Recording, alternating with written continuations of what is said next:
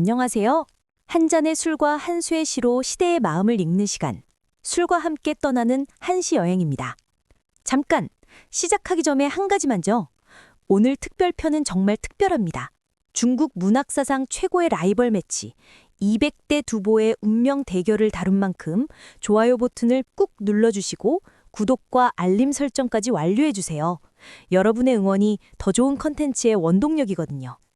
200편과 두보편, 그 기나긴 여정을 함께해 주신 모든 분께 진심으로 감사드립니다.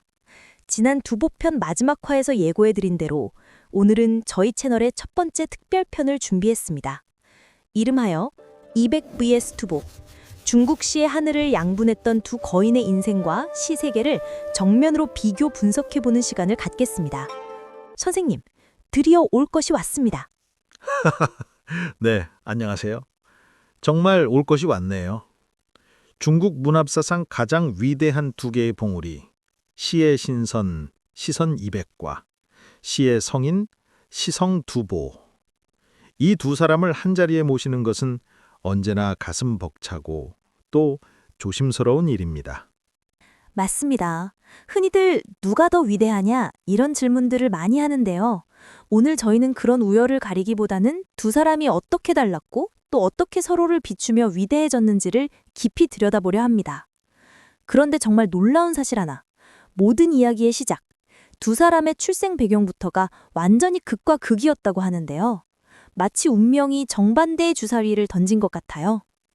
바로 그 지점이 두 거인의 운명을 가른 첫 번째 갈림길이었습니다. 200의 출생은 정말 미스터리 소설 같습니다. 지금의 중앙아시아 키르기스탄 지역인 서역에서 태어나 5살 때 사천으로 이주했다는 서역설이 유력하지요. 아버지는 서역과의 무역으로 막대한 부를 쌓은 상인이었습니다. 여기서 잠깐 상상해 보세요. 실크로드를 오가며 황금을 벌어들이는 국제 무역업자의 아들이에요. 요즘으로 치면 글로벌 기업 회장 아들 정도 되겠죠. 이 덕분에 200은 평생 돈 걱정 없이 자유롭게 유랑할 수 있었지만 동시에 전통 사대부 사회에서는 외부자 혹은 이방인이라는 정체성을 갖게 됩니다. 심지어 어머니가 비한족계 이민족이었을 가능성도 제기될 정도니까요. 와, 부유했지만 뿌리가 불분명한 외부자. 마치 현대의 금수저 아웃사이더 같은 느낌이네요. 그렇다면 두보는 정반대였겠군요. 정확합니다. 두보는 완전히 다른 세계의 인물이었어요. 그의 가문은 흠잡을 데 없는 전통적인 유학자 관료 집안이었습니다. 할아버지는 유명한 궁정시인 두시몬이었죠. 하지만 여기에 반전이 있습니다. 두보가 태어날 무렵 가세는 기울어 아버지는 지방의 하급 관리에 머물렀습니다. 그에게는 오직 과거 시험에 합격해 가문의 영광을 되찾아야 한다는 무거운 유산과 책임감이 주어졌습니다. 간단히 말하자면 200이 돈은 있었지만 명예가 없었다면 두보는 명예는 있었지만 돈이 없었던 셈입니다. 이 태생적 차이가 평생의 삶의 태도로 결정하게 됩니다. 정말 시작점부터 너무나 다르군요. 그렇다면 궁금한 게 이 둘이 세상의 이름을 알리려는 방식도 완전히 달랐겠죠? 입신양명의 길 말이에요. 완전히 다른 게임을 하고 있었다고 보시면 됩니다. 200은 과거 시험이라는 제도 자체를 거부했습니다.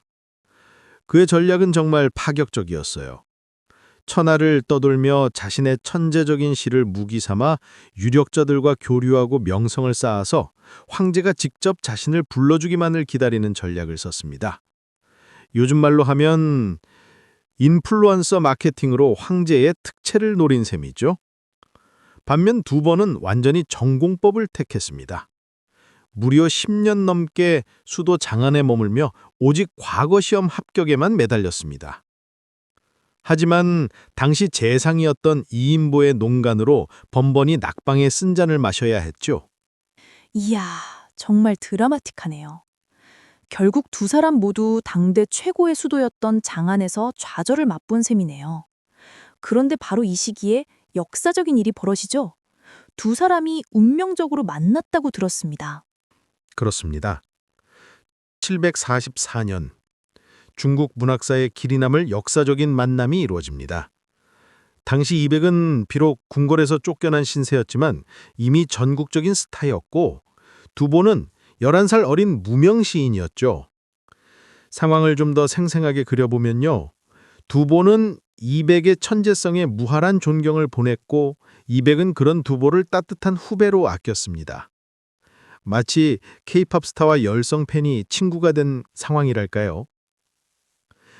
비록 1년 여간의 짧은 만남이었지만 두 사람이 나눈 우정은 중국 문학사에서 가장 아름다운 장면 중 하나로 남아 있습니다. 아, 정말 영화 같은 이야기입니다. 하지만 여기서 갑자기 모든 걸 바꿔버리는 대사건이 터져버리고 말죠. 두 사람의 운명을 결정적으로 갈라놓은 거대한 역사적 사건, 바로 안사의 난입니다. 이 대혼란의 시기를 두 사람은 어떻게 통과했을까요? 정말 극적인 차이를 보입니다. 안사의 난은 말 그대로 게임 체인저였습니다.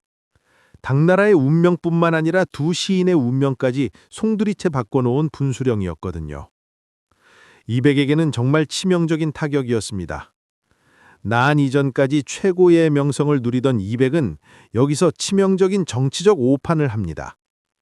현종의 아들인 영왕의 편에 섰다가 영왕이 반란군으로 규정되면서 하루아침에 반역죄인이 되어 사형 선고까지 받게 된 겁니다. 정말 아찔한 순간이었죠. 구사일생으로 목숨은 건졌지만 그의 정치적 야망은 완전히 꺾이고 말았습니다. 와, 정말 아슬아슬했네요. 그렇다면 두보에게 안사의 난은 어떤 의미였습니까? 여기가 정말 역사의 아이러니입니다. 역설적으로 안사의 난은 두보의 삶을 파괴했지만 그의 시를 완성시켰습니다. 상황을 좀 더 구체적으로 말씀드리면요. 그는 반군에 점령당한 수도 장안에 1년간 갇히는 고초를 겪었고 그 참상을 온몸으로 목격했습니다. 폐허가 된 수도에서 읊은 춘망은 바로 그때 탄생한 작품이죠. 이후 피난길에서는 어린 아들이 굶어 죽는 비극까지 겪습니다. 이 끔찍한 경험들을 통해 그의 시는 개인의 서름을 넘어 시대의 아픔을 증언하고 백성의 고통에 공감하는 시로 쓴 역사, 즉 시사의 경지에 오르게 됩니다. 핵심은 이겁니다. 난 이전의 무명 시인 두보는 난을 겪으며 후세의 시성이라 불릴 자격을 얻게 된 것입니다. 정말 소름 돋는 이야기네요. 한 사람은 난으로 인해 몰락하고 다른 한 사람은 난으로 인해 완성되었다. 정말 역사의 아이러니가 아닐 수 없습니다. 이런 극적인 삶의 차이가 두 사람의 시세계에는 어떻게 반영되었는지 정말 궁금합니다. 시풍이나 주제면에서 완전히 다른 우주를 보여줄 것 같은데요. 그 차이는 한마디로 하늘과 땅의 차이라고 할 수 있습니다. 이백시의 주인공은 언제나 나라는 거대한 자아입니다. 웅장한 자연과 교감하고 신선 세계를 꿈꾸며 자신의 천재성을 노래하는 지극히 개인적이고 낭만적인 시가 주를 이룹니다. 반면 두보 시의 주인공은 우리라는 공동체입니다. 가족의 사랑, 나라에 대한 걱정, 전쟁에 고통받는 민중의 삶을 사실적으로 그려냈죠. 간단히 말하면 이백이 현실을 초월하려 했다면 두보는 현실에 깊이 뿌리내리려 했던 겁니다. 그의 시잔에는 기쁨이 아닌 시대의 슬픔이 담겨 있었습니다. 창작 방식도 완전히 달랐죠. 이백은 즉흥전이, 두보는 고뇌하는 장인, 이런 이미지로 알려져 있는데요. 완벽한 비유입니다. 이백은 영감이 떠오르면 단숨에 써내려가는 일필휘지 스타일이었습니다. 형식에 얽매이지 않는 자유로운 고시나 악부에 능했죠. 마치 즉흥 재즈 연주자 같은 느낌이에요. 반면 두보는 사람을 놀라게 할 시구를 짓지 못하면 죽어서도 눈을 감지 않으리라고 말할 정도로 한 글자 한 글자를 고심하며 다듬는 퇴고의 장인이었습니다. 그래서 경륜이 엄격한 율시를 완벽의 경지로 끌어올렸다는 평가를 받고 있죠. 이 창작 방식의 차이는 결국 그들의 철학적 배경, 즉 이백의 도가사상과 두보의 유가사상에서 비롯된 필연적인 결과였습니다. 이야, 정말 흥미롭습니다. 자, 그럼 저희 채널의 핵심 주제죠. 술 이야기를 안 해볼 수가 없습니다. 두 사람 모두 술을 사랑한 시인으로 유명한데, 그런데 정말 신기한 건 같은 술을 마셨는데도 완전히 다른 의미였다고 하더라고요. 그들의 술잔에는 어떤 다른 의미가 담겨 있었을까요? 아주 좋은 질문입니다. 이백에게 술은 현실을 초월하고 자연과 합일하기 위한 해방의 매개체였습니다. 황제가 불러도 술에 취해 가지 않았다는 일화처럼 술은 세속적 권위에 대한 저항의 상징이었고 술 한 말에 시 100편을 쏟아내게 하는 창작의 원동력이었죠. 그의 술잔은 늘 달을 향해 있었고 낭만과 풍류로 가득했습니다. 그렇다면 두보의 술은 완전히 달랐겠군요. 네, 완전히 달랐습니다. 그런데 여기서 놀라운 사실 하나. 현존하는 시에서 술이 언급된 비율은 200보다 두보가 더 높다는 분석도 있습니다. 하지만 그 의미는 정반대입니다. 두보에게 술은 고통스러운 현실을 견디기 위한 위안과 도피처였습니다. 그는 조정에서 돌아오면 날마다 봄옷을 저당 잡혀 매일 강가에서 만취하여 돌아온다고 노래했습니다. 핵심은 이겁니다. 200이 더 높은 세계로 날아가기 위해 술을 마셨다면 두보는 차가운 현실에 발을 딛고 버티기 위해 술을 마셨던 겁니다. 그의 술잔에는 기쁨이 아닌 시대의 슬픔이 담겨 있었습니다. 와, 같은 술인데도 이렇게 다를 수가 있군요. 정말 소름 돋네요. 삶의 마지막 순간, 역시 두 사람의 인생과 문학을 그대로 상징하는 듯한 모습을 보였다고 하던데요. 이것도 정말 극적인 대조를 이루죠? 그렇습니다. 죽음마저 그들의 삶을 완벽하게 요약합니다. 200의 죽음은 역사적으로는 병사로 기록되어 있지만 우리는 그가 술에 취해 강물에 비친 달을 잡으려다 빠져 죽었다는 전설을 더 생생하게 기억합니다. 생각해보세요. 평생 달을 노래한 낭만주의 시인에게 이보다 더 완벽한 마무리가 있을까요? 그의 죽음마저 한편의 시가 된 셈입니다. 반면 두보의 최후는 지독하게 현실적이었습니다. 그는 평생을 떠돌다 결국 58세의 나이로 양자강을 떠도는 작은 배 위에서 병과 가난 속에 쓸쓸히 생을 마감했습니다.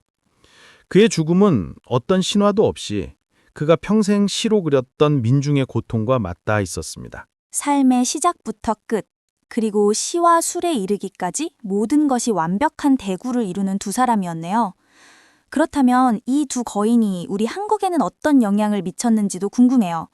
아마 여기서도 재미있는 차이가 있을 것 같은데요. 한반도에서 두 시인의 수용 양상은 정말 흥미롭습니다. 특히 유교를 국가 이념으로 삼았던 조선시대에는 두보가 절대적인 존숭의 대상이었습니다.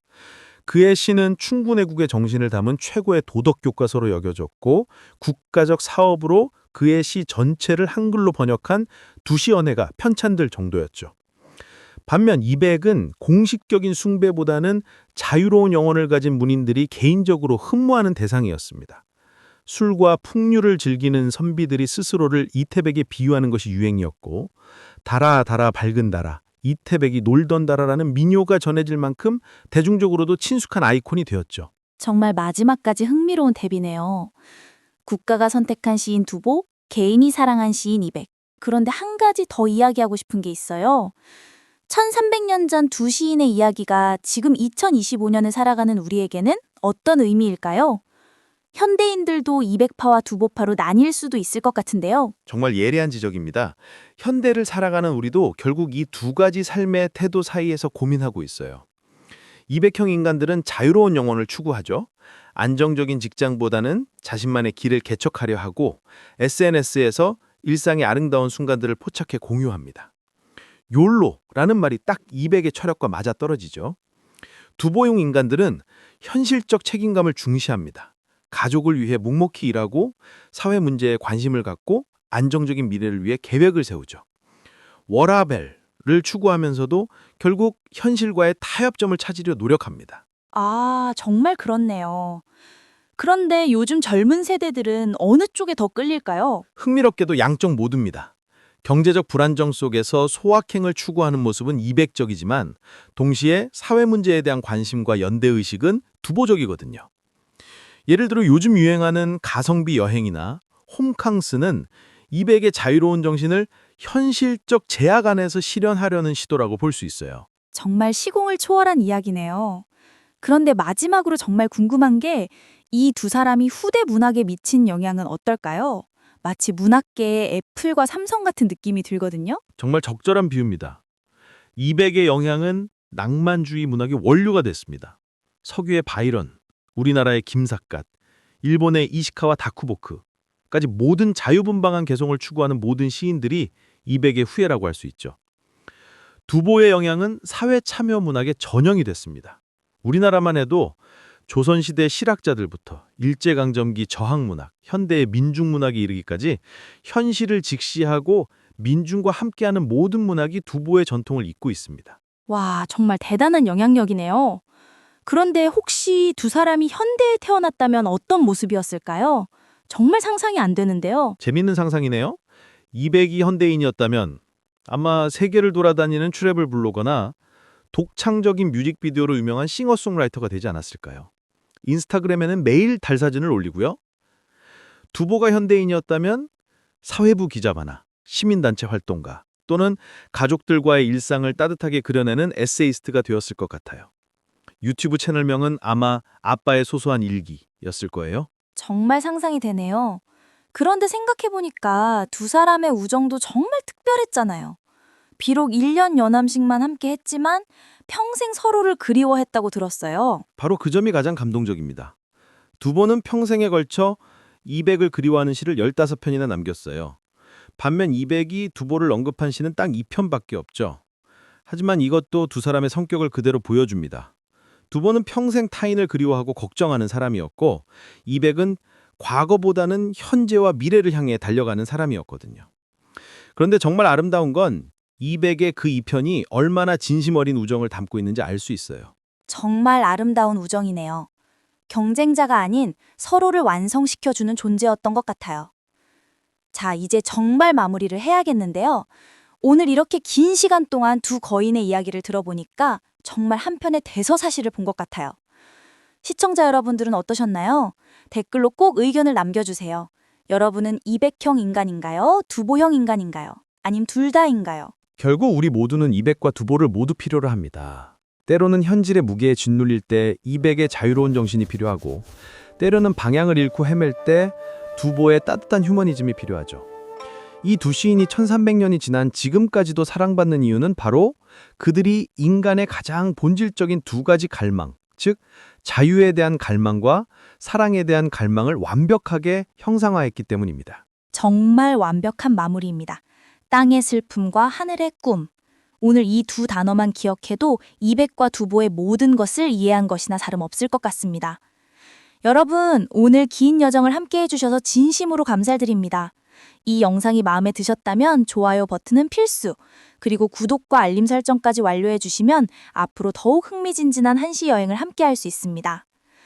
여러분이 생각하는 200과 두보는 어떤 모습인지, 그리고 현계를 살아가면서 200이나 두보 중 누구에게 더 마음이 끌리시는지 댓글로 자유롭게 남겨주세요. 마지막으로 여러분의 일상 속에서 이건 200이라는 어떻게 했을까? 두보라면 이 상황을 어떻게 시로 썼을까? 이런 생각을 해보시는 것도 재미있을 것 같아요. 술과 함께 떠나는 한시여행 특별편 200버스 두보의 대서사시, 끝까지 함께 해주신 모든 분께 다시 한번 감사드립니다. 다음 시간에 더욱 흥미진진한 이야기로 찾아뵙겠습니다. 여러분 정말 고맙습니다. 다음 주에 또 만나요.